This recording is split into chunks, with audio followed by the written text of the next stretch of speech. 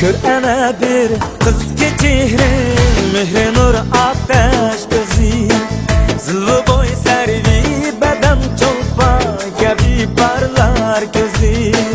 Kaşları kıygan kalemdek, kirpiki dal dal ipek. Kanza anar devi yaput, hudda ayrılsar yüzü.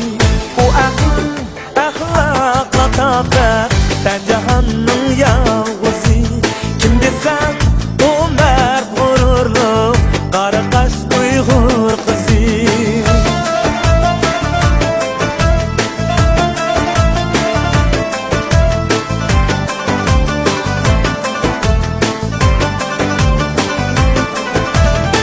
Çandeşi okşar kiyike, külkisi bulbul misal. Aç kuzar hoş yedi çiçekli, gül koli baskan kızı.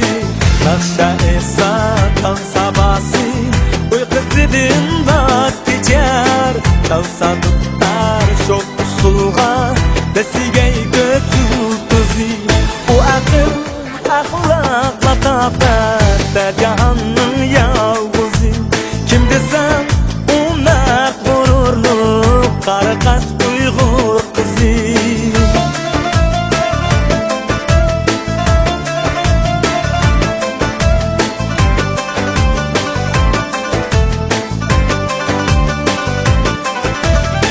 Sevgiye sadık, kalbi vefalı, şermi hayalı Uygur kızı.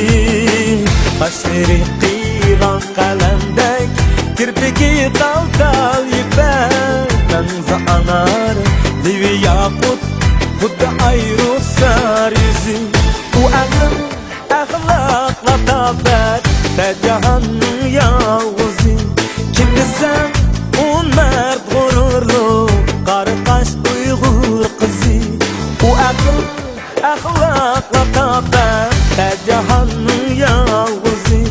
Kim desem o mert gururlu, kara kaş Uygur kızı.